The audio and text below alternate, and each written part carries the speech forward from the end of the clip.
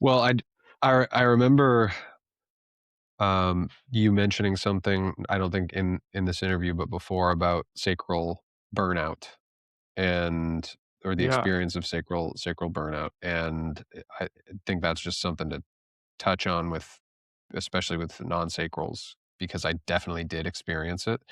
And I think that there's always a story in our minds that is usually attached to those not self behaviors. Yes, sometimes we're just rolling unconsciously with things that we don't realize why we're doing them. But if, for example, like trying to grind and trying to keep up with the sacral world, there's some story in our head that's telling us that's what we need to do to be worthy, or to be successful, or to make enough money to survive, or whatever it is. So examining those from the mind perspective is just a really helpful thing. And again, the body graph can kind of tell you which of those thoughts might be playing in the background of your mind, so you're kind of aware, and which behaviors they might be attached to, so you can start to be like, okay, is this, and then again, it's an experiment, like, is this not self, or is this self? And is this actually serving me or not?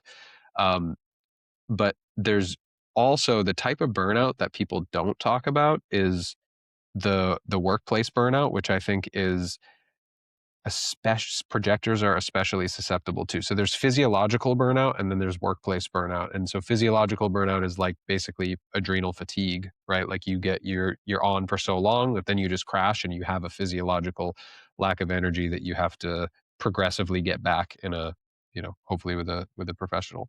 Um, and but then the workplace burnout is about, it's more mental, it's more emotional, and it has to do with a lack of recognition or lack of appreciation for the work that you're doing, where the work becomes not meaningful to you. And compensation can be part of it, but it's more about, do you feel like your contribution is valuable? Do you feel like anybody would give a shit if you left the job? And that is a real type of burnout that is separate from the physiological burnout, which then, of course, can manifest physiological symptoms or whatever. But that's more what I experienced.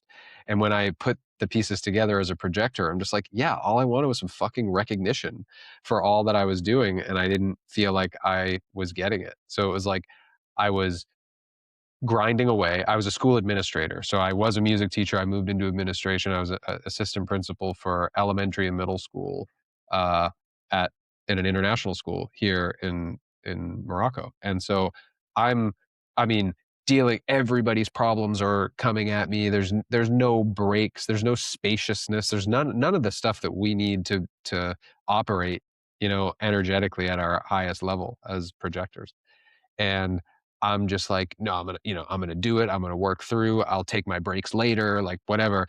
And because I am a sort of wellness professional, and I knew how to take care of myself, like I was still prioritizing my sleep. I was still exercising regularly at an intensity that was appropriate for me at the time, eating pretty well. So like I wasn't experiencing the physiological symptoms of burnout, but I was so bitter. I was so fed up with doing all of this stuff that was not me, that was just really mentally exhausting me, and just being the guy, because I was the disciplinarian, right? So I remember like last day of school, and kids, all the teachers getting all these gifts and these letters and all this recognition from the kids who saw them every day. And of course, I'm the guy they only see when they're in trouble. And so no one's saying, "Hey, thanks, Mr. Griffin, for, helping me through this, or counseling me through this situation, or, for whatever it was." Like no one gave a shit. And that was when I was like, this is just